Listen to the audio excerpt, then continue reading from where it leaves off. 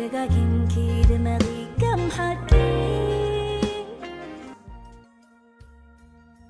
እታ ሃገር ዝሑል ወቅቲ ዝበዝሓላ ስደተኛታት ብናፍቆት ዓዶምን ስድሮኦምን ሳቆይላ ግን ድማ ሃብታም ዕቆቢት ብዙሓት ኣህዛብያ ኣብ ወሰን እቲ ከተማ ትርከብ ናይ ሓበሻ ቤተ ክርስቲያን ነቶም ካብ በረኸታት ሳህራን ባሕርን ብሂወት ዝተረፉ መናእስያት ጸሎትን መብፅዓን ዘብፅሑላ መንፈሳዊ ሂወት ዝምኡሩላ እንኮ ናይ ስጋን ነፍስን ምዕረፊት መሐደሲት እያ።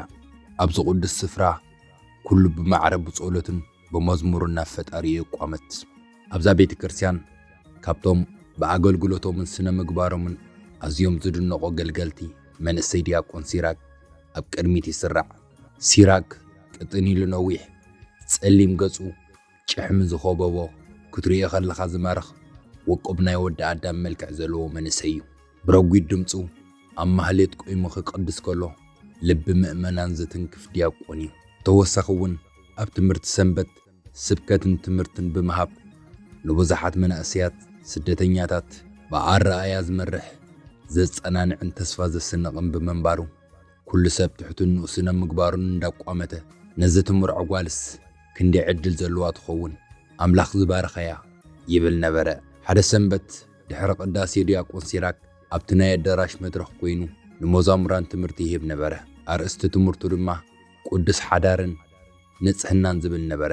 ኣብ መንጎቶም ዲያቆን ሲራክ ዝምህሮም ዝነበሩ ጉጅለ ትምህርቲ ሰንበት ክልተ ትጉሃት ኣገልገልቲ ተምሃሮ ዋልድ ኣብ ቅድሚት ኮፍ ኢለን ነበራ። ዳናይትን ኤደንን ይበሃላ። ኤደንን ዳናይትን ኣብ ሓደ ጉጅለ ደኣይ እምበር ካብ ሰላምታ ዝሓልፍ ዓሚቕ ዝኾነ ሌላ ኣይነበረንን። ክልቲአን ዝተፈላለየ ጠባይ ድሕረ ባይታን ዘለዎን እየን ነይረን። ዳናይት ኣብ ማእኸልቶም ተምሃሮ ኮፍ ኢላ ዓይና ከይንቀሳቐሰት ናይ ዲያቆን ሲራክ ትምህርቲ ብትኹረት ትከታተሎ ነበረት። ቃላቱ ልክዕ ከምቲ ማይ ናብ ዝመፀ መሬት ዝሰርጽ ናብ ልባ ሰርጽ ነበረ። ብውሽጣ ንሲራክ ትፈትወያ ነቲ መንፈሳዊ ኣገልግሎቱ ትሕትንኡ ከምኡ እውን ውቅብ ትርኢቱ ካብ ውሽጣ ትድንቆ ነበረት። ግና ክብረታ ዝዕቅን ትሕትና ስለ ዝነበራ ኣነ ነዚ ዲያቆን እዚ ኣይበቅዐን እየ እናበለት ትጽሊ ብሓሳባ ስለ ዝተመንየቶ ድማ ንኣምላኻ ትናሳሕ ነበረት። ዋላ እኳ ክትጎጥኦ እንተፈተነት ልባ ግን ምስኡ ሓዳር ጌራ ቆልዓ ወሊዳ ብሓባር ንኣምላኽ ከተገልግል እዩ ነይሩ። ዳናይት መልክዓ ዝጋነን ወይ ሰብ ዘዛርባ ኣይነበረን። ግና ኣብ ገጻ መስተንክር ዝኾነ ህድኣትን ትሕትናን ንበባ ነበረ። ፍርሃት እግዚኣብሔር ዝዓሰላ ሰብ መኽበሪት ካብ ዓዳ ክትወፅእ ከላ ዝነበራ ንጽህናን ስነ ምግባርን ኣብዚ ስደት እውን የጥፍአቶን። ወዲ ዝበሃል ዘይትፈልጥ ርግእቲ ንቤተ ክርስቲያን ከም ገዛ ኣርያ ተገልግል ክብርቲ ጓል ሂዋን እያ። ብኣንጻሩ ኤደን ክትስጉም ከላ ንመሬት ከይትጎድኦ ትፈርሕ ትመስል ብጥንቃቐ ትረግጽ። ኣካላታ ብልክዕ ዝተቐርጸ ገጻ ከም ወርሒ ዝበርሀ ክትዛረብ ከላ ካብ ጥዕፁ ክፍት ዝብል ምጩው ከናፍራ ፍሽኽታ ጽባቐ ዝፈስስ ኣዝያ ምልክዕቲ ጓል እያ። ናብ ትምህርቲ ሰንበት ካብ ትመጽእ እንድሓር ኤንቲ ብዙሓት መናእስያት ክትሰርቕ ጀሚራ ነበረት። እቲ ብደገ ዝረአ ጽባቐ ግን ነቲ ኣብ ውሽጣ ዘሎ ዘንጸባረቐ ኣይነበረን። ዲያቆን ሲራክ ድሕርቲ ንልቢ ዘራሳርስ ትምህርቲ ምውድኡ እቲ ኣዳራሽ ብናይ ሰባት ሕሹኽታን ምንቅስቓስን ወንበራትን ተመልአ። መዛሙራን ካብቲ ኣዳራሽ እናወፁ ከለዉ ሲራክ ነቲ ዝምህረሉ ዝነበረ ደብተር እናዓፀው ከሎ ሓደ ፍሉይ ድምፂ ስጉምቲ ናብኡ ክቐርብ ሰሚዑ ቀንዕ በለ። ብኡንብኡ ከባቢኡ ብናይ ኤደን ዝተለኸየቶ ጥዑም ጨና ተመልአ። ዲያቆን ሲራክ በለቶ ኤደን ድምፃ ልክዕ ከም ናይ በገና ልኡም ፍሽኽታኣ ድማ ንጸልማት ትስዕር ነበረ። ናይ ሎሚ ትምህርትኻ ከመይ ጌራ ከም ዝገልጾ ይፈልጥን እየ። ብሓቂ ንልቢ ዝትንክፍ ጥራይ ዘይኮነስ ንመንፈስካ ዘነቓቕሕ ነይሩ። ብፍላይታ ብዛዕባ ንጽህና ልቢ ዝበልካዮ ብልክዕ ኣነ እኳ ዝፈልጦ ነገር ስለ ዘይብለይ ጌና ክምሃር ዘለኒ መስለኒ ኢላ ርእሳ ድፍኣ ኣቢላ ብየማና ኢዳ ፀጉራን ድሕሪት እናማዓራረየት ገለ ዓይነት ጽባቐ ሰርሐት። እዚ ጽባቐ እዚ ንዲያቆን ሲራክ ካብ ቃላትን ላዕሊ ውሽጣዊ ስምዒት ዘናውፅ ሓደ ሓያል መልእኽቲ መሓላለፈሉ። እቲ ፍጹም ዝመስል ትርኢታ ንዝኾነ ወዲ ኣዳም ካብ መንገዱ ዘውፅእ ንዝፈታትን ዓይነት ምስጢር ነበሮ። ሲራክ ብትሕትና እናጠመታ እግዚኣብሔር ክብሪ ይሃብኪ ኤደን ሓብተይ፣ ኣብዚ ቅዱስ ቦታ መምህርን ተምሃራይን ዝበሃል የለን። ኩላትና ናይ ጎይታና ኢየሱስ ክርስቶስ ተምሃር ኢና። ቃል ኣምላኽና ንኹላትና እዩ ዝምህር። بلا سيراك كابت فلما معالت الزريعة قصبت جميرو بتصباق إيدن يمسط نبره حج قريبا خطعلو خلاد ما اتو معجنا نابو فنجو تراي زي كونس ناوشت دو مسوريت نبره اتتصادق زمسل نعمتات نسمعيتاتو بصقولوتن بصومن استقواصات راديا قون سيراك نيدن كاب زرايلا معالت اندحار سمعيتو خفاتاتو نجمره إيدن دما اتزور ورتو ناي صباقو خوينات نلب سيراك كم زوج تردع زيادة في شغلنا بلت تحتنا خاخيد نقو حل فايدلني كابا خبزح خمز مهار تسفالني إلا بعين فقرنا أمتو تفعلاليو سيراك دما نوح جزيه نتسترفج أنا أن شتته أبتو وزاد دنزيزو تعانيدو ترفه إيدن ولا خب عد خيوت أتكلا نتوما بكبابي أزنبور من أسيات بملك عقل بتسحب لب تسبر نبرت جنا بزحد أي مني وانبر كساب من انت عيلو مساءنا بسدت زمر حمانيال استبهل أفكار النبرة حمانيال نيرن كابلو بيفكرات رايزي كونس كم كبرت آلمازي زريانيرو ناب سدت مساء زمر حون مدوب سلازي نبرة زي كونس كاب أسران زي مرحاق راي نبرة إيدن حدا ولد راي كدنقاوي كوننا عيت للنبرت صباقا كب عبينا يسلطان مسارح تقوملو سلت دلي سبات كتمتوان كمني وان كلو ترايو هيوت زلوا خوين السمعة وعزا سدد دما نفقرم فتنا خوين ونبره أبت تسألمات تسأبيبن سقايزا عبلولو نايلبي هنجر اتمونغو أمز نبره متأمان كمانا نهجمره أبت سبت إميتن بمقرفتن زساقايلو زنبره بوتا خيترفه إيدن كابتم حلو تهانجر وي كابتم فولي نجر زنبورم سدتنياتات فوليا قالبو اختركب تفتن نبرت حدا مشت أبتي شنتي كالا حماق جنان زمولو قرنع هنجر أماني المسفك أريتي إيدن بغوط عقن كي سمع دم صمات حتاب بيلوم كتشاقاقو جمرو إيدن انت عين تباي زلك جن أبزو سيئل زمس البوتا خوينكي ناي سبا قالو بخط سحبي كتفتنا خريئك خلقو وشت أي بحرك أني ندلالو نعيس تفتون ده بركة تفكرني ده بلا أمانيل أنا بسلام كنوت يتصعر زلوه ملكعي كموات عند تقوم كل انتهي تقمالو بلتو أي فالكن كأمنك الكخيت حسبي نسخنا عاي تفكرني خي نسخ مسوزحاتي ختزاري لب خاب حدا خعلب زخ لا يكون بتتصبق أخي نعيش قولتي خونن نلو أبز هانجر زلو ودات كلهم نعاخط أمه تخلو كميل دستي بلاكي كسمع عسخ بسمعي تودات كتصوتي بلا حريقو اتنايفك أري أحرك أننا قد دمسه إيدن نتماني الزبالة قالت كم عبي وردت كوين تسمع أبتسألمات أبتناي تسفى مقرص هواهو دمه بنقسن التدفافية بزيرو سمي التدريخة ناتو تراي مخانا نمرققاز إلى خساب شعو عكيباتو تسنحد دنقلنا حليفة هابطو اتركب جن ناي فقر زي كونس ناي حركان ناي وشت أو بادو نتمقلس تراي زنبره كابت قزية الجميرو إيدن أوشت أحد عبي مستير حزاختو قوعد جمرت نسا أبقو عزو سد الدنقلنا تراي كونت نتفيا نقزار رسا زلوا خبروون أبتحوس آلبيا قبيرة كبر حليفة زهابو تفكاري أدما أب ليبيا قديفاتو يا مزيا نووص هاجر مساعتو ودرما نتا أوشت أزلو بسلان مشفان زيادة بملكع خط كم جمرت إيدن حدا خموشت أو حمام كوين زساقيانا يقالبو مركب أمل نبرا حدا ودي صبغتي أخي انتي لواه كاب 10 دقائق طراين زي حلف عقابة تسمع كان أي سبت مني واخمت صباغ أخقل تسألا تتصبه الزد اللي تازي لكع خمتج أو بحري زيادة مستخيو زيادة زسمع كنبره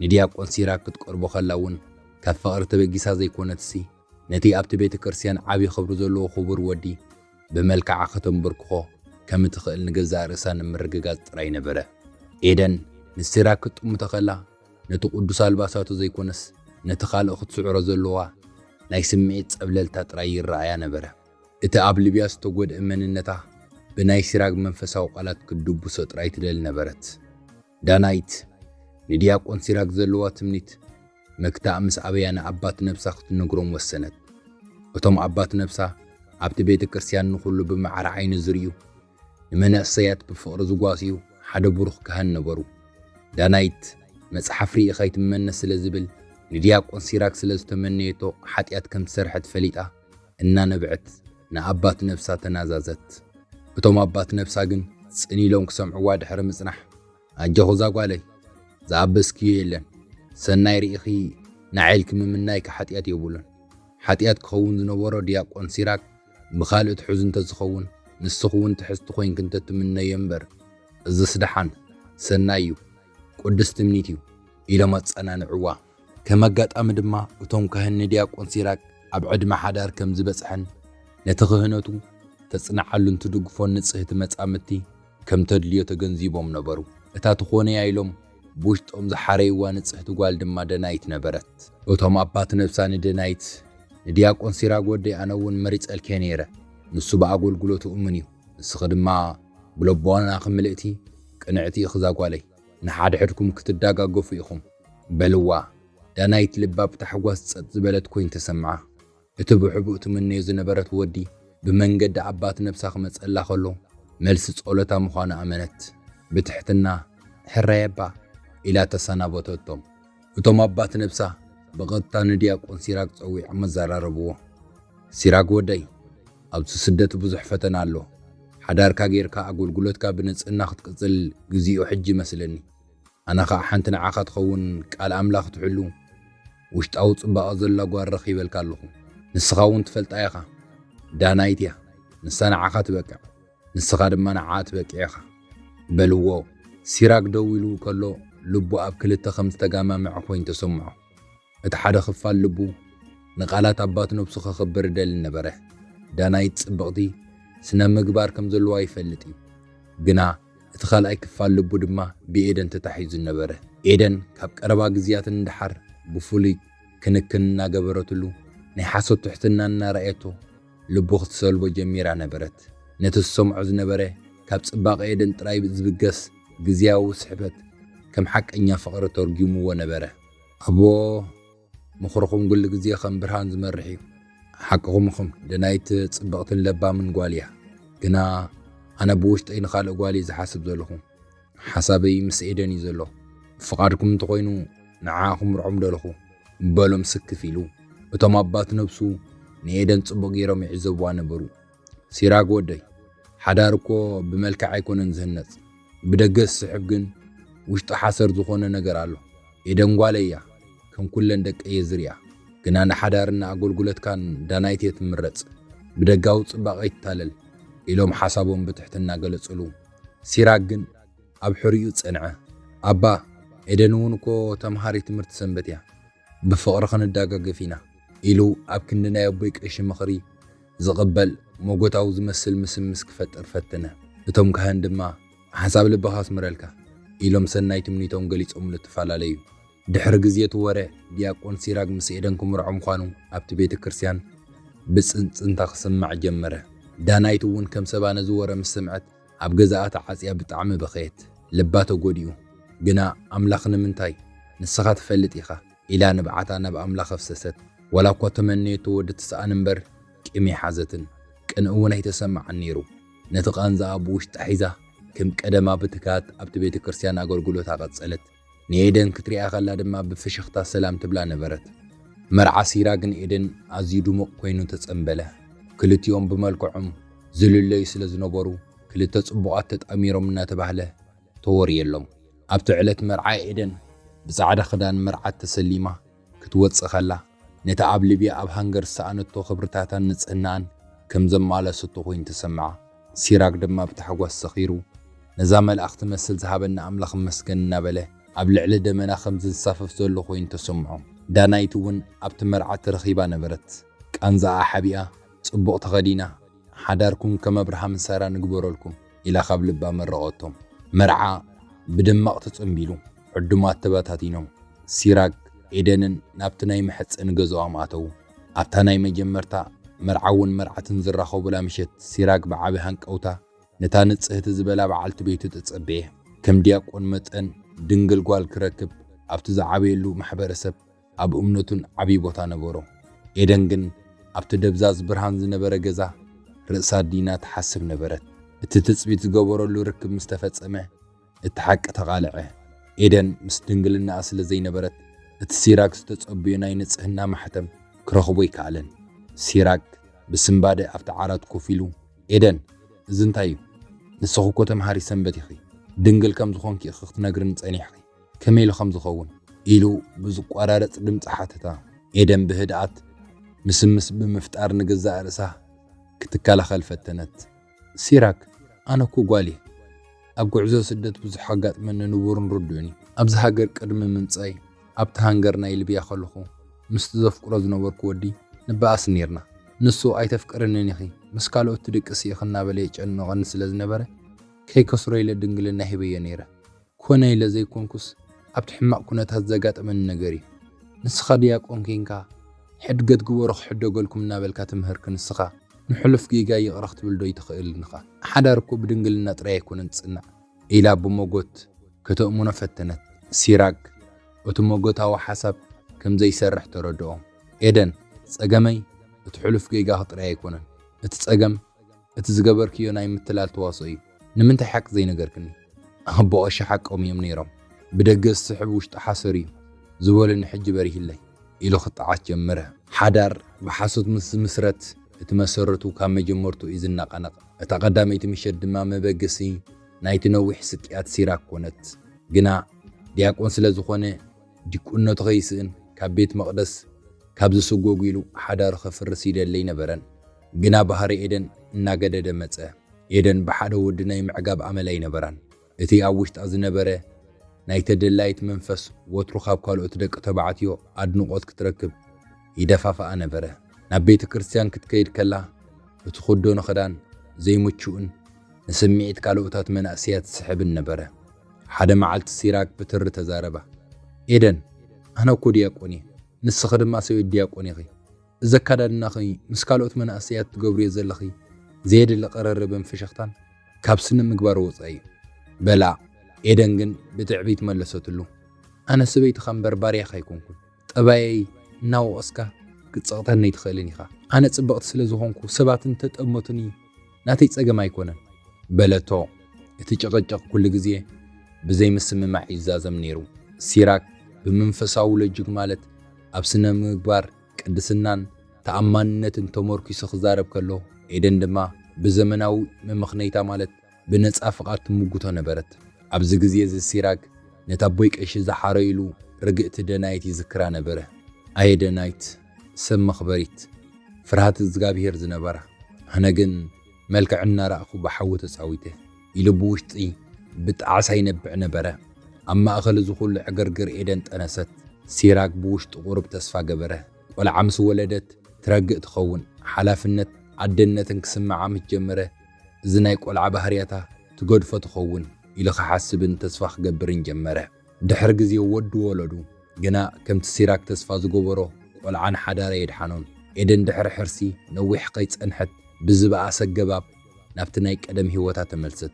ነቲ ህፃን ገዲፋ ምስ ወዳት ዕሩኽታ ምውፃእ ኣብዝሐት። እቲ ብምእመናን ዝፍቶ ዝነበረ ዲያቆን ሲራክ ገጹ ብሓዘን ጓህን ክጽምልው ጀመረ። ንውላዱ ባዕሉ ክካናኸን ስለ ዝነበሮ ካብ ኣገልግሎት ምብኳር ኣብዝሐ። ህዝቢ ቤተ ክርስቲያን ድማ ሲራክ ድሕሪ መርዓ ተቐይሩ እናበለ ይዕዘምዝም ነበረ። ሓደ ምሸት ሲራክ ንኤደን ኣብ ቴሌፎን ምስ ሓደ ካብቶም ቀደም ዝፈልጥዋ ዝነበሩ መናእሰያት ናይ ፍቕሪ መልእኽቲ ክትለኣኽ ረኸባ። ሲራክ ድማ ዓቕሉ ጥር ዝበጽሐ ክሳብ ክንዲ ዝድኽረ ኺስኪ ኣነ ምእንታ ኺለ ምኽረባት ነብሰይ ነጺገ ንዝነበረ ንጽቡቕ ዕድል ኣጥፍየ። ንስኺ ግን እዚ ውሽጣዊ ሕማምኪ ክትገጥዮ ወይ እውን ፈውሱ ክትረኽበሉ ኣይከኣልክን በላ ብጓሂ። ድሕሪ ነዊሕ ናይ ሽማግለታት ጻዕሪ ናይ ኣበት ነፍሲ ምኽርን ድማ እቲ ሓዳር ምቕጻል ከም ዘይክእል ተረጋገጸ። ኤደን ብገዛእ ፍቓዳ ነቲ ገዛ ራሕሪሓ ትወፀት። ሓደ ቆልዓ ወሊዶም። እቲ ብደጋዊ ጽባቐ ጥራይ ዝተሃንጽ ሓዳር መወዳእትኡ ፍትሕ ኮነ ዕጫው። እግዚኣብሔር ንትዕግስቲ ብኾንቱ ኣይሓድጎን እዩ። ዳናይት ኣብ መጀመርታ ዝተመነየቶ ሲኢና ውሽጣ ተጎዲኣ ብትዕግስቲ ናብ ኣምላኽ ጸለየት እምበር ኣየማረረትን። ኣብ ኣገልግሎታ እውን ጸኒዓ ነበረት። ድሕሪ 2 ዓመት ሓደ ካብ ካልእ ከተማ ዝመጸ ብትምህርቱ ዝሰልጠነ ብስነ ምግባሩ ድማ ምስኣ ዝመሳሰል ሓደ ዲያቆን ምስ ኣባት ነብሳ ብምምኻር ንደናይት ንሓዳር ሓተታ። ክልቲኦም ብጾምን ብጸሎትን ተዳለዉ። ዳናይት ነቲ ሓቀኛ ጽባቐ ዝርዳእ መጻምድቲ ረኸበት። መርዓኦም ልክዕ ከምቲ ናይ ሲራክ ድሙቕ ኣይነበረን፣ ግና መንፈስን ሰላምን ዝሰፈኖ ነበረ። ዳናይት ኣብ ጎኒ መርዓዊኣ ዝደመቐት ውቅብቲ መርዓት ኮይና ነበረት። حج بسلام حدارنا مرحت كل تقول عوليدا مسب أيا بحبر نبيت كريستيان تمالا لسلا دياقون سيراك اتقدم زنبورو منفساو مورال فسيم ودقه اتملك عزا قدم دياقون علم لميلو ترفه نتزعبيو زلو قول عنا رأيه أم نفس وكف معالتي حلف جيجاتاتو نحسبه نايت عصعاوي وشت إيبول علو اتقاب أملاخ سطوها بالنعدل بيديت في النابل بقوها ينبرالو فغري بملكع قمتنيو ملكع قزياو نايدق تريد كخون كله لبونا سنة مقبارنجن نايوشت أو مننت نحوارو زنبريو سيراك نتدميق زمسل جن وشت بعد زخانة جز مريتو دانايت جن أبتدلدل المسارات امنت دويلا نبرت وسانتاتنا نمسأهي وتنازو السنو مخانم فسيمنا خنرسيع بلان سلازي كنوسن كلنا عقانا زيمنا نوسن تفسأما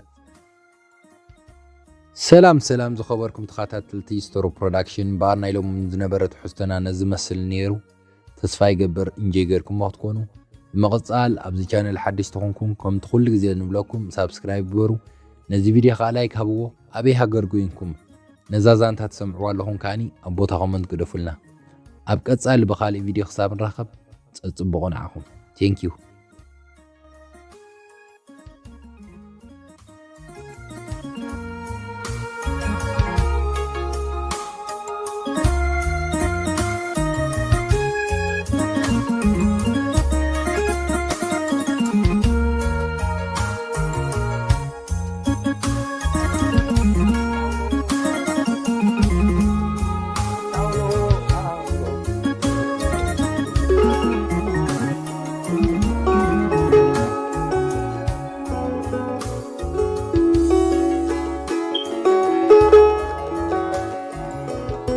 كعتقل كيلة تعرفت تمثل النحناخت نحافت كي يحلف كنا في خب منفت نمن دعيتي زخلو رفيت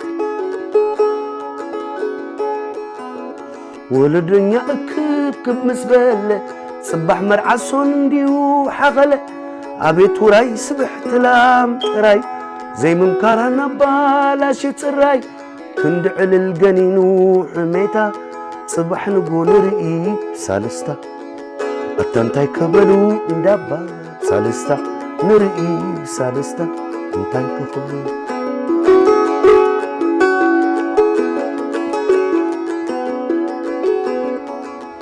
عبت تسلم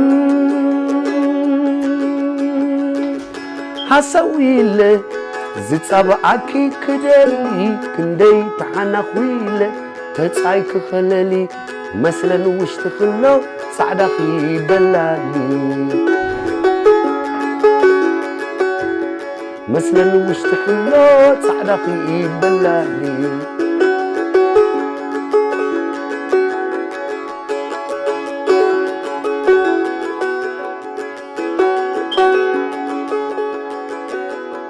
مثلا وش تقله صعدا في بلالي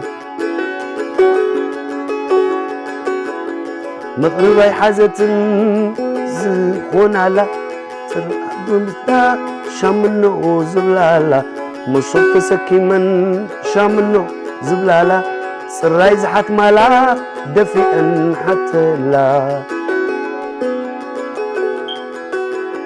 مير كنت مرعت بغيكي انبزا ورايك تحامي كليكي ولازا توارد نايلون سبقزا توارد نايلون كوريوم سبقزا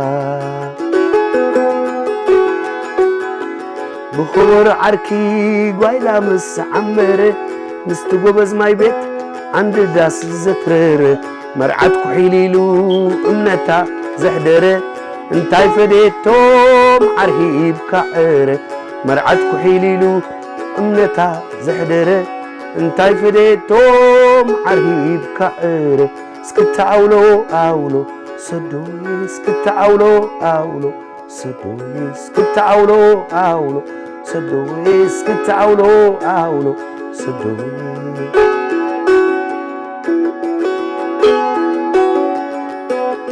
كعتق الكلى تعرفت مسيل النحناخت نحفت كي يحلف كنا في خب منفت نمند أيدي زكولو رفيت ولدنا أكتب مسبلة صبح مرعسون نديو حخلة أبيت وراي سبح تلام تراي زي من كارانا بالاشي تراي كند على الجنينو حميتا صبح نقول رئيب سالستا أتنتاي كبلو انداباب سالستا نرئيب سالستا انتاي كبلو توم انداباب سالستا نرئيب سالستا انتاي كبلو